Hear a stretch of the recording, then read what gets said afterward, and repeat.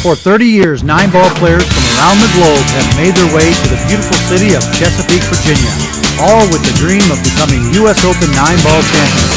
The list of former champions reads like a who's who of professional pool. Who will it be this year?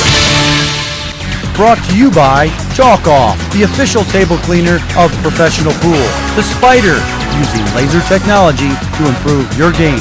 And Q-Tech Cues, serious cues for serious players. You're watching the U.S. Open 9-Ball Championship on Billiard Club Network.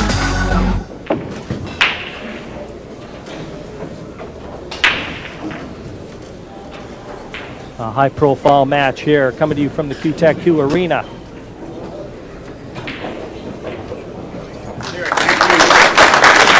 Kiamko from the Philippines, and along with my good friend Jimmy White, we will be bringing this match to you.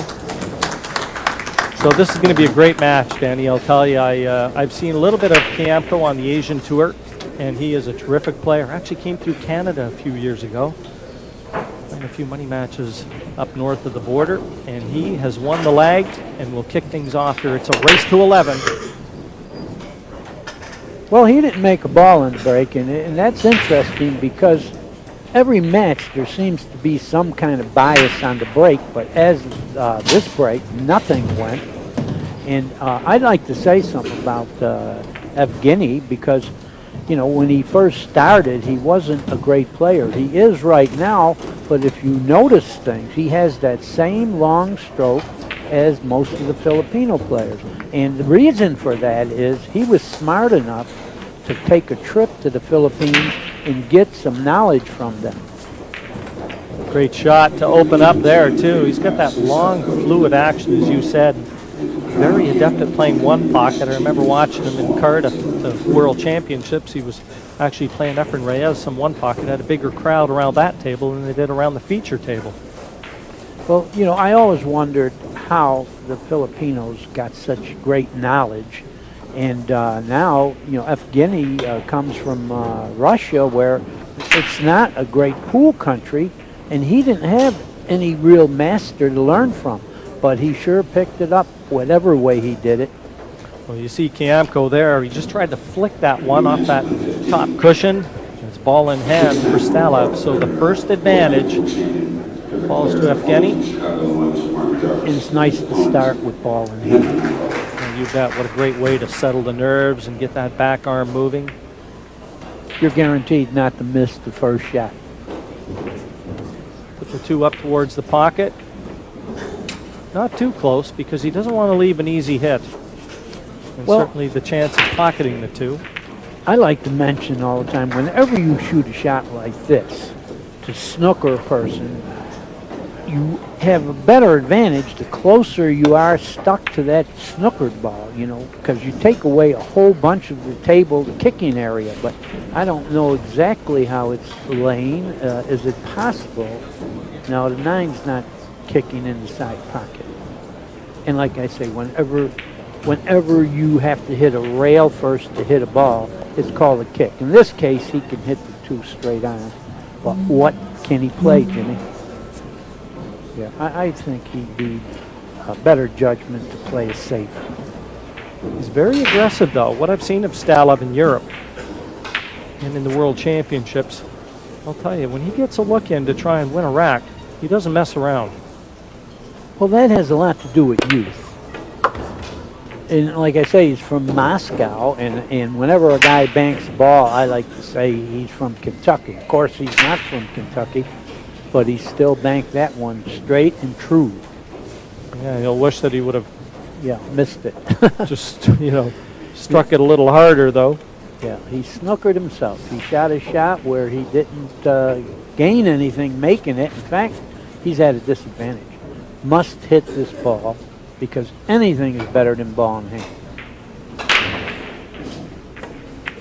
Well, he hit it lightly, and that meant he was trying to finesse it and play a kick safe, and it didn't succeed. No, he's given the chance to Kiamko, and even with the first mistake from Warren, it is he. It looks like he's got the best opportunity to take the opening rack. And as you'd expect from a Filipino star, he's going to have all the weapons in his arsenal. Well, there's been a long line of Filipino players come to this country. In fact, I love the way Scott Smith announces them. The first one to come here was Jose Perica, and he announces Perica as the leader of the invasion. And they sure have invaded our game. And I say our game because it was very popular in this country first, but the Filipinos have really taken over.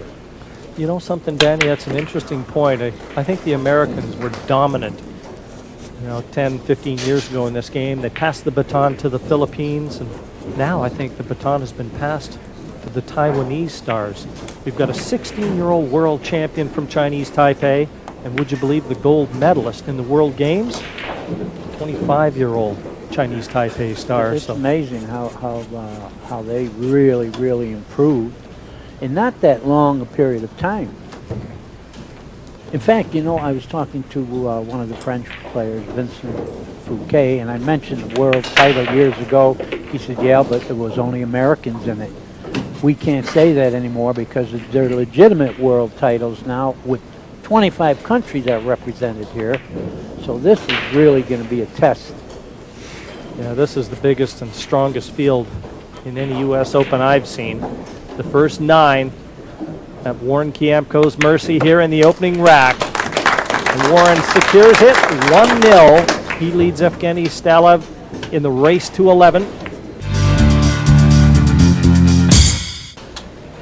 And it's Warren Kiamko to break in rack 2, having secured the opening one. Very tough match to call. I said at the outset that the local experts had this one at Pick'em, and for good reason. In a no-no, he didn't get a bad roll where he broke them and something kicked the ball in. He just went directly in the side off the head ball. That is a no-no. You got to have better control than that because you don't want players of this caliber to start with ball in hand, because you're generally done for this particular rack, especially the way they opened. Yeah, Evgeny was looking at a possible 2-9 there. Certainly the run out doesn't look too difficult. But neither does the combination. Neither does the 2-9. So we're going to know exactly what his plan of attack is as soon as he floats this one in. If he brings the cue ball to the center of the table, he's going to run out. He could float the cue ball to that cushion and play the 2-9 combination. Just personal preference. Looks like it's going to be the 2-9 combination. Right. When I was playing, I would consider how I'm playing, and if I'm in the beginning of the match especially, if I needed to get in rhythm, the way they're sitting, running the balls may be better for your stroke. But in this case, he wanted to get on the scoreboard as quickly as possible, and Stalev secures rack number 2 and squares things up here. He'll have the break in number 3. It's 1-1 against Warren Kiamko.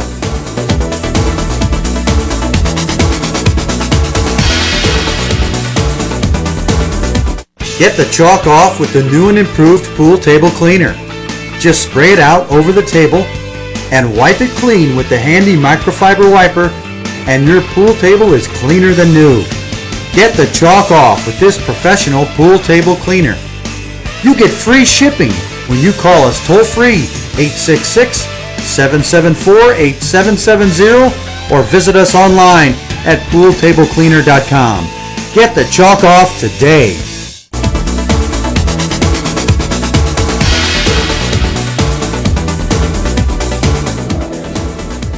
His break for the first occasion here. Q-Tech Q Arena. Swings that back arm. Powerful break, and he did make a ball. Don't know whether or not there's room for that one to go past into the corner pocket, past that one color though. I would guess no. From the little view I just got at the monitor, I don't know if it really passes. It certainly doesn't have a full pocket if it does pass, and you need a full pocket to, get the proper position. Let's see what he does. Looks like he's aiming to shoot it right in. May go by the ball.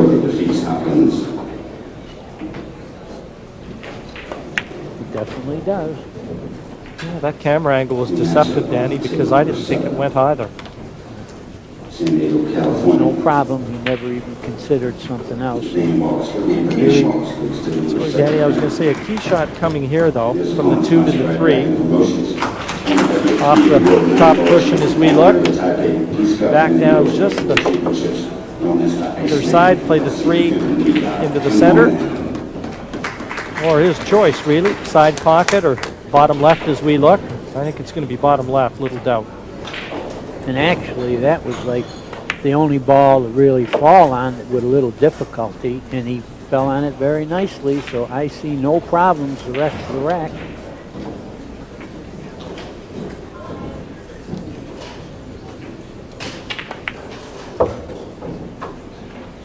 Oh, he undershot that a little.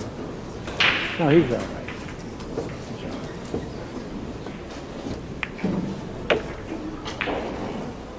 He's got a very casual gait around the table. Almost looks like he's on the practice table. That in itself can be very intimidating. Very slow and easygoing stride. Very good point, because he does look like he's practicing. That's how loose he is. Elementary 9. Should see Stalab in front, 2-1 here. No danger with that one. The Russian star takes his first lead of this match. It's a round 2 clash, winner side match, 2-1, Stalab over Kiamko.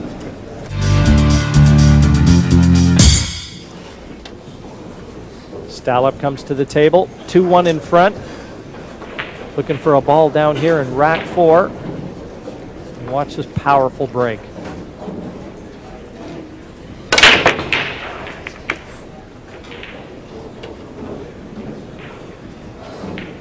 Well, he made the 2-ball, and he does have a powerful break, and he's not a real big man, so you don't need extra strength to hit him hard.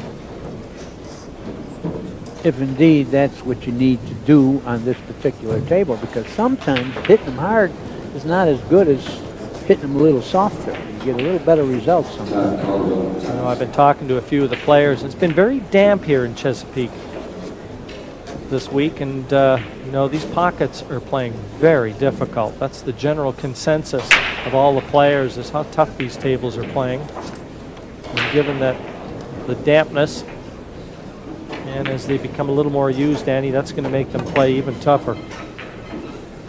Yeah, there's an example of how tough they're playing. That ball hung and looked like he hit it pretty well.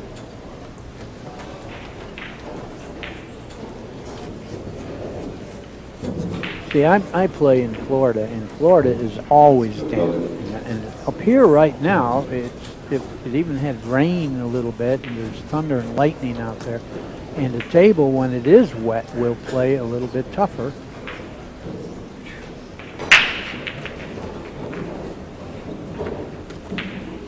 Nicely played off the cushion. Probably play the 3 in the corner here. It offers better position to the 4. Right, good point, because the people out there who really aren't adept at playing this game, sometimes you take a little tougher shot that brings you automatic position, and that's what he's doing here. He didn't make it look tough, of course.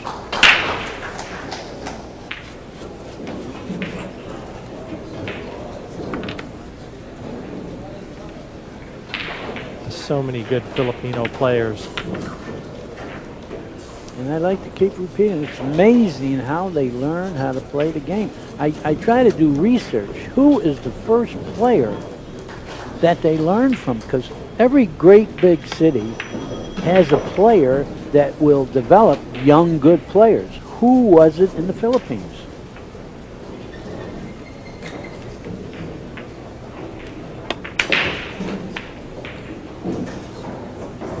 Leaving a nice angle. Doesn't have to do too much with the cue ball. The 8's over the bottom corners, you see, and 9 pretty nicely positioned over the other corner. That is great position, because anytime you only have to make the ball and you fall on the next ball, that is great position.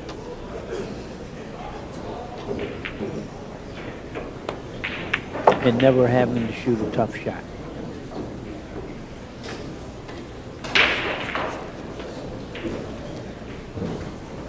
For a 2-2 score line, Kiamko slots in the 9. And the first 4 racks here in the QTech Arena have been halved. 2 apiece. Yevgeny Stalev and Warren Kiamko.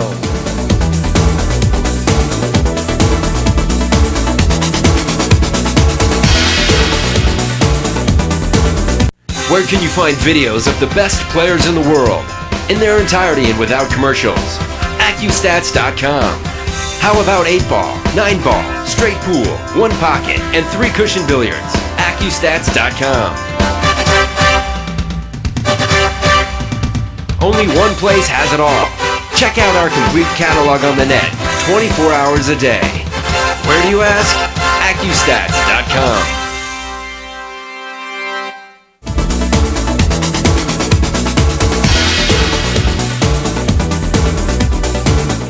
Jenny gets the rack together.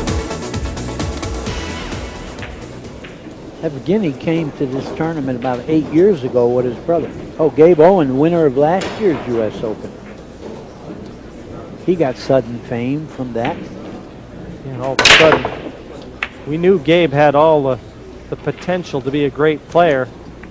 Getting that 1 U.S. Open under his belt has turned him into a bit of a monster. He's been a dominant player now. Well, again, no balls pocketed on the break, but the oncoming player is snookered, so now we're going to be executing some kind of push. Warren will have a look where he wants to roll that cue ball. You got to have a plan. You got to have a plan when you roll this, because whatever you're thinking, your opponent is thinking too, in most cases with good players. So you got to do something special or get the worst of it.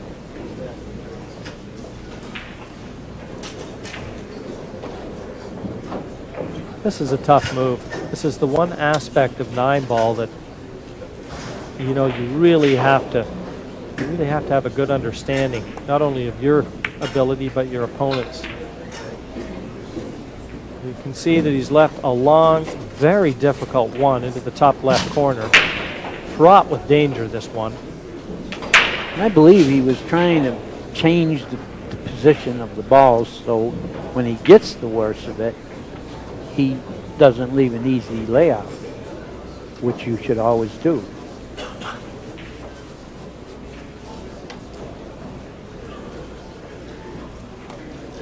Yeah, I really can't see him taking this one on. There's no guarantee he's going to get position to the 2. Unless he's playing it safe, which he may be doing. Good speed, good speed. He may have learned that from Efren. I don't think he can hit the ball.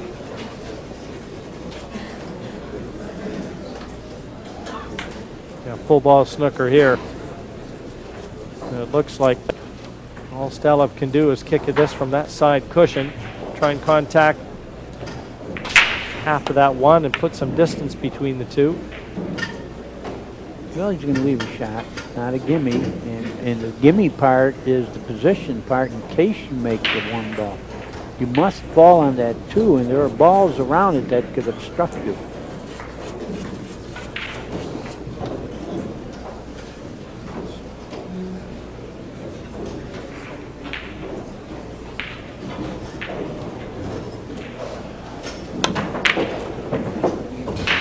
He had no problem whacking that in, and the pocket took the ball even though it hit the rail. And like I say all week, later on, that ball may not go with that same hit because the points of the rails wear out and you're hitting more close to the rubber and takes away a little cushion effect.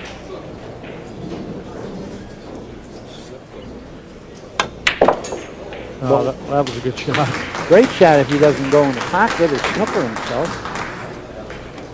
Oh, he's all right. Just a smattering of applause, but when you've seen balls missed on these tables, they've been played at speed. A lot of these pockets have been playing very difficult. As you already said, it's going to get pretty tricky as the week wears on and this cloth becomes a little bit more used, especially if it stays damp, Danny. Oh, dampness will kill you.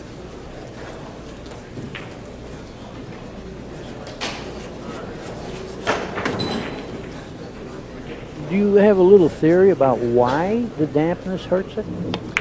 Well, I know on a snooker table, when the balls start to get that damp film on them, they tend to pick up a lot of the foreign obstacles, little bits of chalk and dust and stuff that, you know, every time you strike the cue ball, a little bit of chalk filters down onto the cloth of the table, and as the cue ball, if it's a bit damp, it starts picking that stuff up. My studies, listen to what I have come up with. The wetness reduces the friction, and that makes the rubber push it faster. Oh, that's way too deep for me. Is it really? Way over my head. Yeah. I got grade 6, Dan.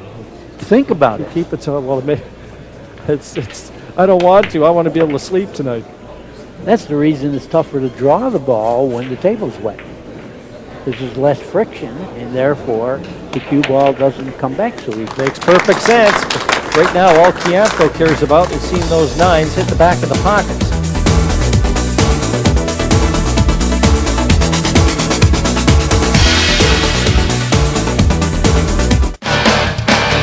Hey, want to play some pool in the most exciting pool league in America? Then join the BCA Pool League today. You can play 8-ball or 9-ball in singles, doubles, and team competition. You can even play in the world's largest amateur pool tournament held every year in May in Las Vegas.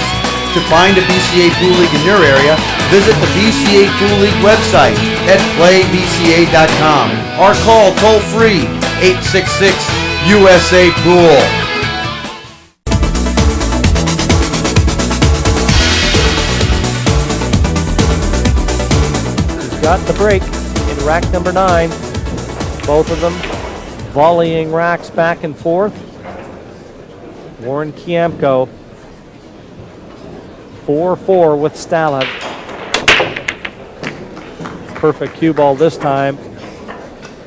And I can't believe that one stayed on the table. It barely brushed the rail and didn't go in the pocket. But I've been watching this all week long.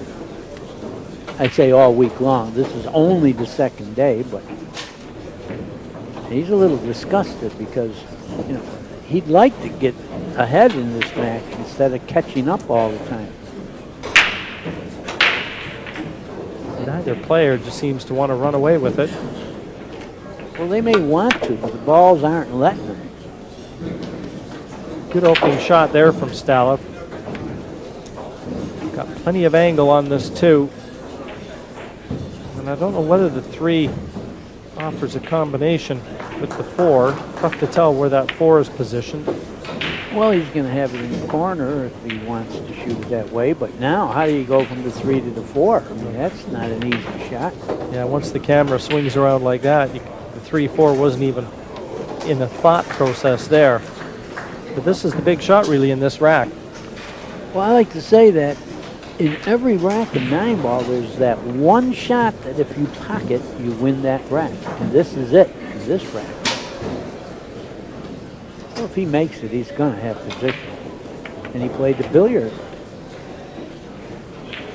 But he overcut the ball a little. He could have hit that ball fuller, and it would have been in a better position to pocket and still billiard the ball. But I don't imagine him having trouble with this.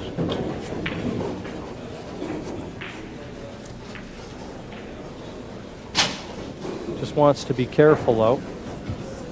There have been so many unforced errors already in this match.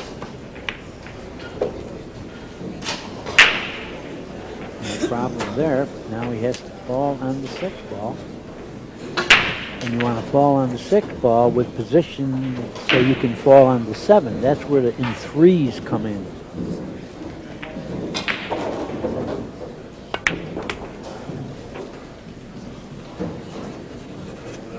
Well, he either hit that too hard or too easy, but he does have a shot.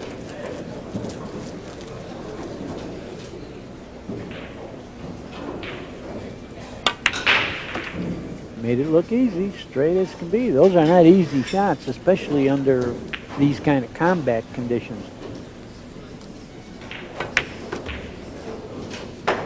You know, the 8, perfect angle. Take the cue ball up closer to the 9. And surprise, surprise, Stala will be 1 rack clear again.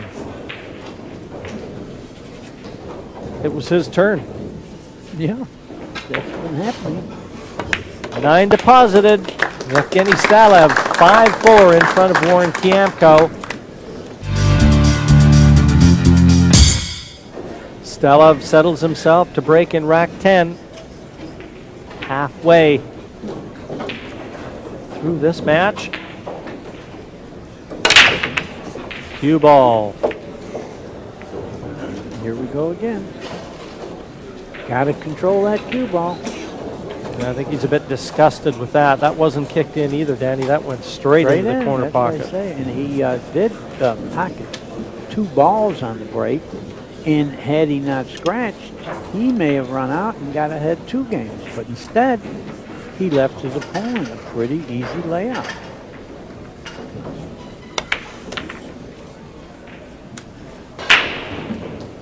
Well, he didn't want to exactly be there. That made it a little trickier.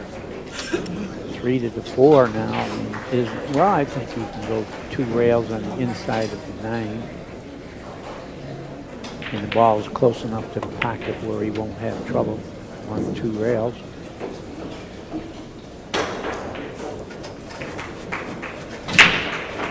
If you're going to go a little astray, do it when you got the next ball hanging.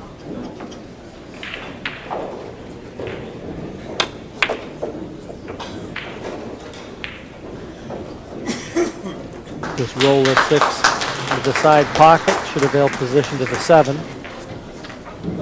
And probably will have the right angle to go from the 7 to the 8. Just make the ball. Whatever you do, don't miss now.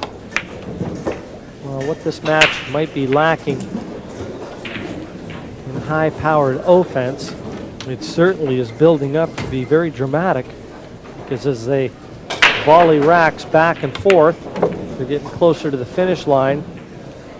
And I've never seen a hill-hill match that hasn't been exciting. Who doesn't like to see one rack to decide a winner and a loser? Oh, yeah. Well, I used to say that everybody loves it because both players are suffering. And they get a kick out of that. Look at this.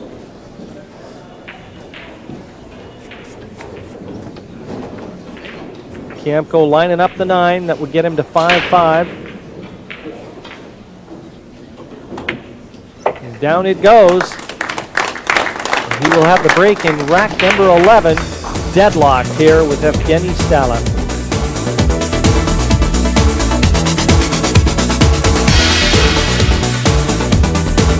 Q-Tech state-of-the-art power-bonded cues have won more WPA-sanctioned world championships than any other brand of cue. Discover why world champion superstars like Allison Fisher and Earl Strickland play exclusively with Q-Tech cues. Only Q-Tech power bonds fiberglass and graphite to a solid hardwood core to decrease deflection, add power, and prevent warping. And Q-Tech offers you patented improvements like 20-inch Pro Taper SST shafts and True Glide finish. Improve your game with 21st century technology at prices you can afford. Q-Tech, imitated but never duplicated.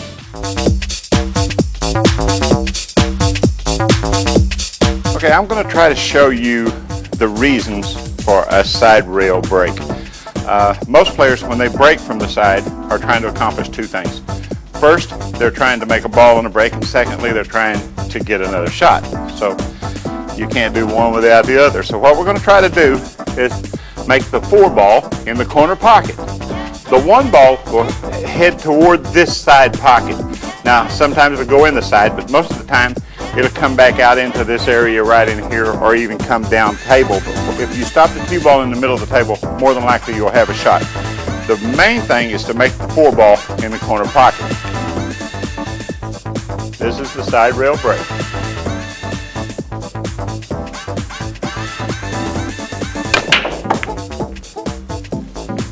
Now the 1's headed straight for the corner pocket, so we're going to have a shot. So that was a successful break. Stop the cue ball in the middle of the table, made the corner ball. The 1 ball came down in front of the corner pocket, so we've got another shot. That's the purpose of the side rail break.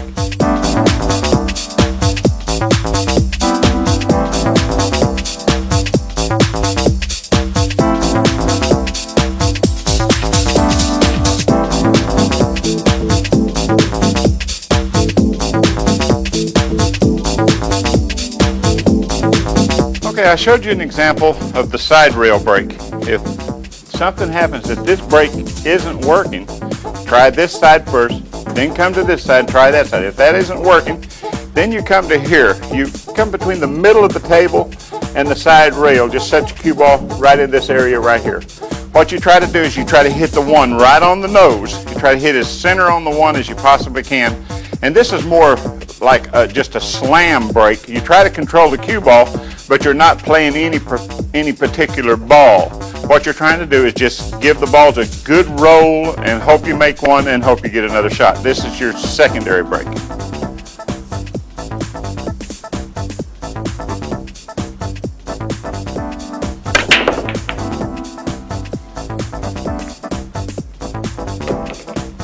Okay, now this often happens. You'll make a ball on the break and then you'll have a tough shot on the next ball. We have a little bit of a shot. Not the best shot in the world, but you've accomplished something. You made a ball on the break and you're still at the table.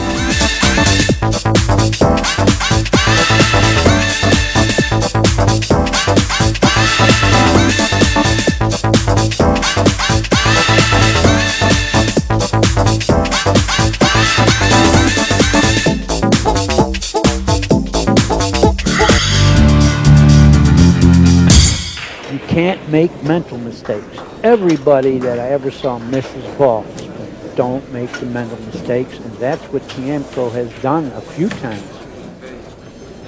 Well, Stalov certainly is broken better than Kiamko. Of the two, little doubt there. I think we've only seen one break and clearance in this match. It was executed by Stalov.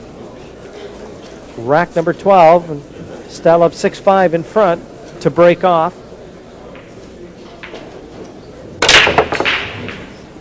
Oh, 9 down. How about that one? Straight into the side pocket. And for the first time in this match, you've got a 2-rack advantage. Right.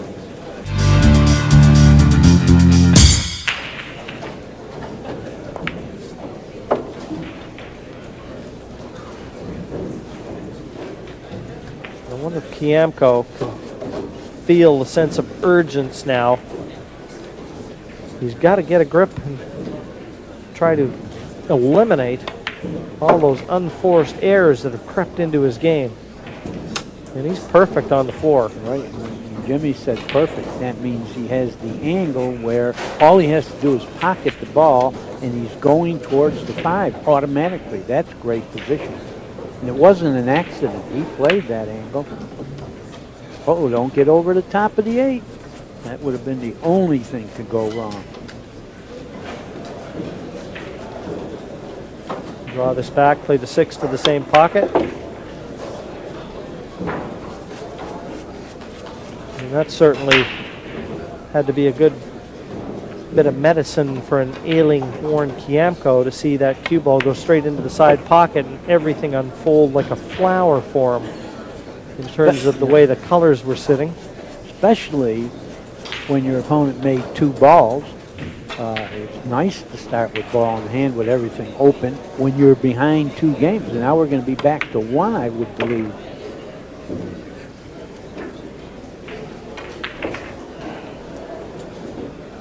Johnny Archer-esque, the way he takes out a couple balls and just slides them into another pocket. So used to seeing Archer do that, but Kiamko looks at this 9, deposits it, and gets back to 7-6. He'll have the break in rack 14. Looking to try and square things up here with Evgeny Stalov.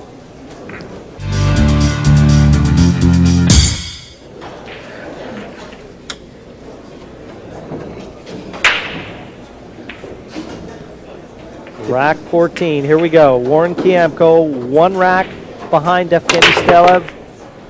1 ball into the corner. Oh, same pocket. Oh, but he had better control. It's like you said earlier. He had better control of the cue ball and gravity. I'm going to steal your lines because I like that. They're there for the taking.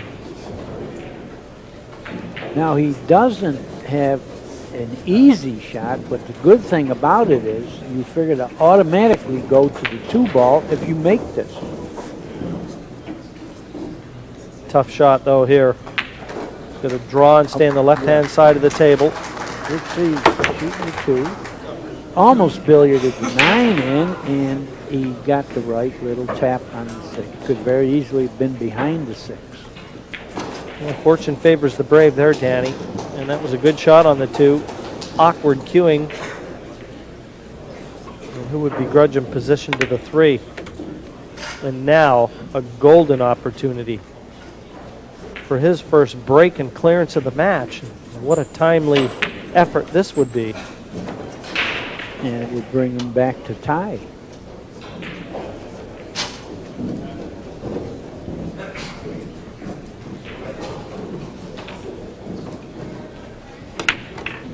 How's his speed? Decent.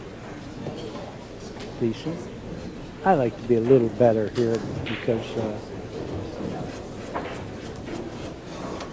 it's a pressure situation. He's going to soft draw this, I believe, and play the 6 in the right-hand pocket.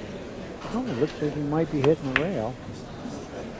And he's hitting the rail with the object ball also. Oh, that's bad. You know, if Kiamko should go on to lose this match, he's going to look back and probably remember about 4 or 5 shots where he had everything at his mercy and he just couldn't close the deal. Yeah, he really didn't have any difficulties there. I mean, Stalov, if he wins this rack, gets to 8-6 with the break, it's going to be a long way back for Kiamko because he's shown us nothing from which we can believe that he can pull this one out of the fire.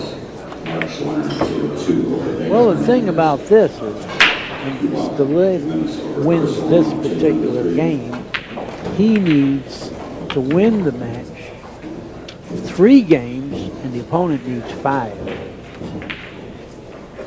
9 down, and Stalov to 8-6 in front now of Kiamko with the break in rack 15.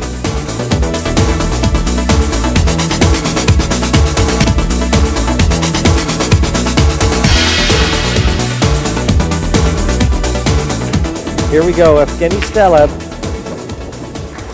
Rack number 15, 8-6 in front. Uh-oh, the no-no again. And look at the 9. Very close to the bottom right corner, and that cue ball, boy, that side pocket for Stalov has swallowed that white on numerous occasions. But he's doing it. Hit the head ball a little fuller, and the cue ball won't glance that way. Oh boy. This is destined to be a close match. That's all there is to it. But that is really a no-no, making that cue ball on the break so many times. Well, Warren shook his head. So obviously he didn't get the cue ball into the area that he wanted to, depositing that 1. Oh, did he get a full pocket here and a full ball? He may have. He could have used a little more right-hand spin. The ball would have. Oh, he's perfect, though.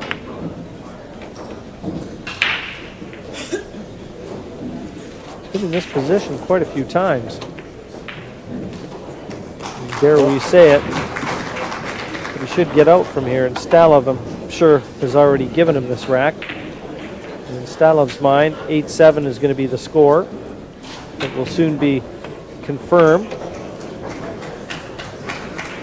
Well, did he see? He's got enough angle to get close to that 7. Right now, when it gets near the end of the match, and 2 games behind, you want to have all close shots. And that's what he's doing. I don't know how long Warren's been in America leading up to this U.S. Open. Well, we won't count Canada. You said you saw him 2 years ago in Canada. No, but I mean even coming over from the Philippines to play in this year's Open, whether or not he's fighting a bit of jet lag, or certainly the time change.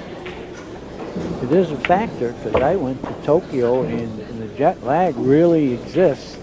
And you really need to go 4 or 5 days ahead of time to get used to the different times. Absolutely. Kiamko slots that 9 in, 8-7. He's got the break in rack 16, rack 16, sorry, and try to pull things back to 8-8.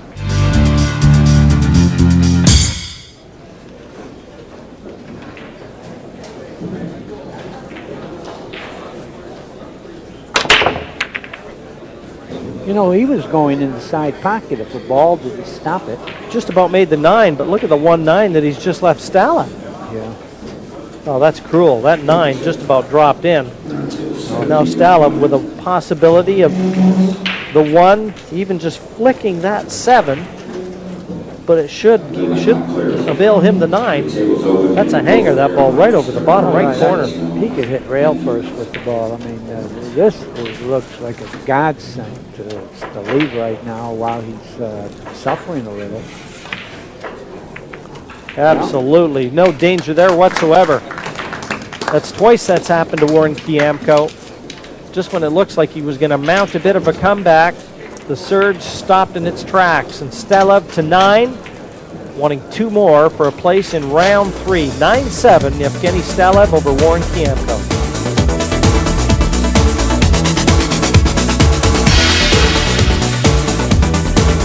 Are you looking for the ultimate one-stop shop for pool and billiard supplies?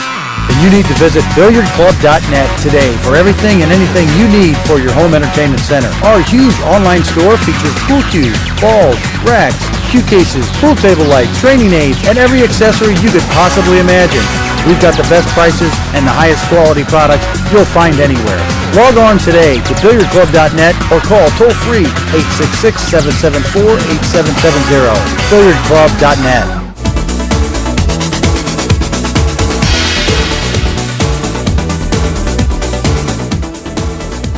See if he slots the ball in on the break here. Rack number 18. He's hoping it's going to be the last one he plays today. Well, he hit it firm. He hit it solid on the nose. Didn't make a ball, though. Just about made the 9 in the side to close things out. But as it is, Kiamko comes to the table with a great opportunity, certainly. Okay, how do you fall under 2? There's a lot of obstructions here. And he doesn't have an angle, so the only way he can go is backwards with the cue ball. And he has to, oh no, I was wrong. He could go forward, but he left himself a little bit of a long shot, but if he pockets it, he's got automatic position. He created an angle there by playing the right side of the pocket. Well, I wonder if Kiamko is going to be able to pull out his best pool when he needs it the most, because he can't afford any more hiccups now. You're going to have to dig deep and find a little extra concentration, hit another gear in this one. Well, if he's going to go straight, it's going to have to be in the 7 to the 8, because I don't see any problems right here. A lot of the shots that Kiamko has missed, and even the way that he's played, it's almost been like there have been some lapses in concentration because he's far too good of a player. Let some of the opportunities that he's had go astray. You know, he's sort of fortunate it didn't go in, because he would have had a tricky shot on the 7, but now he's got easy position. He almost billiarded that ball in the pocket. He's got a little angle to go 2 rails forward. There it goes. And he's going to have a pretty easy shot on the 8 in automatic position, because he has a perfect angle where you just make the 8 and you're going to the 9.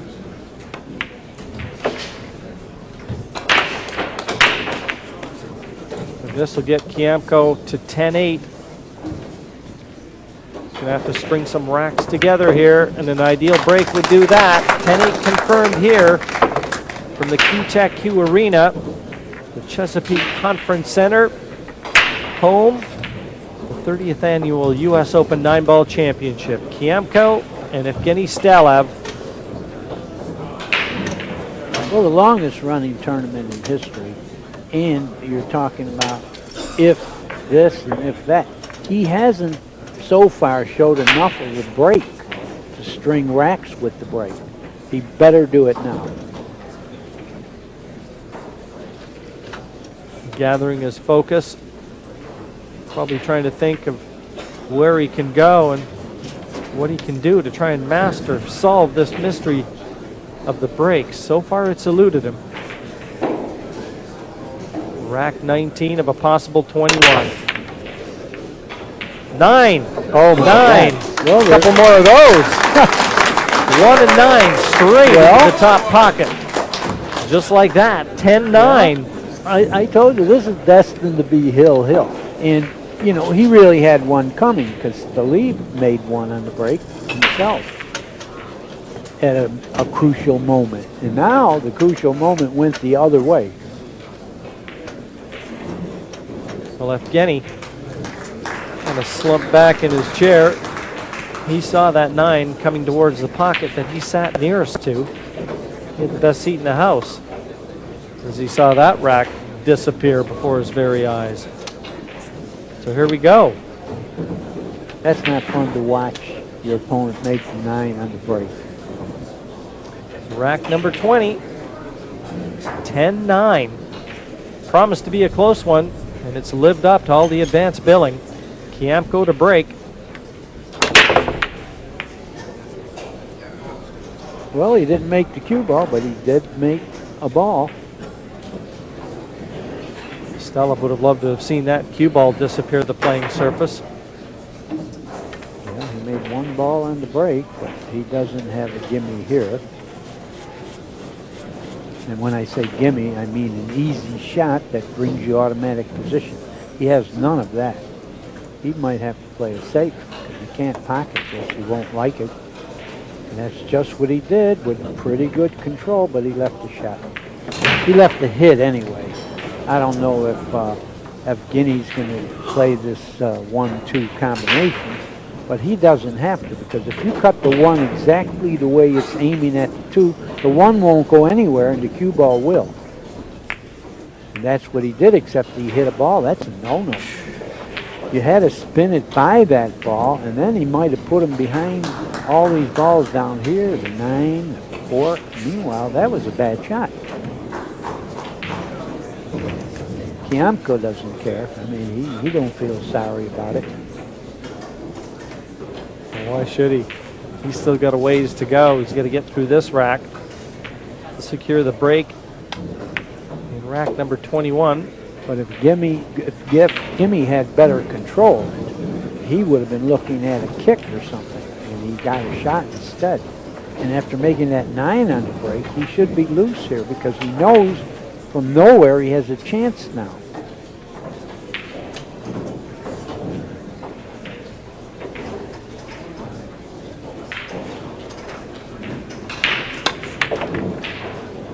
Tough layout.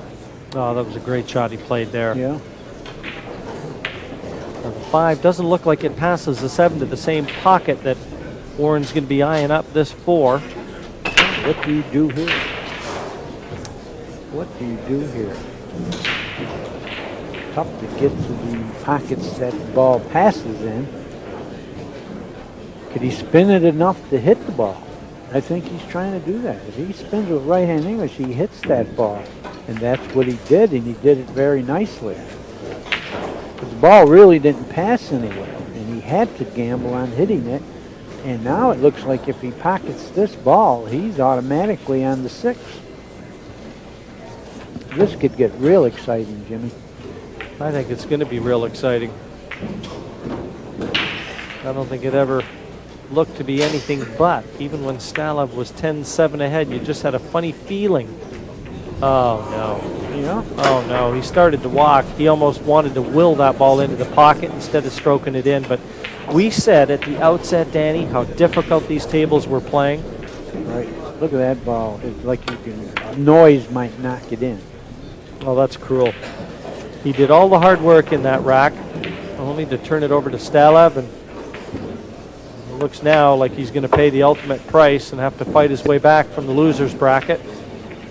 And had he made that ball and ran out, he would have became instant favorite because Hill with the break, you gotta like the breaker.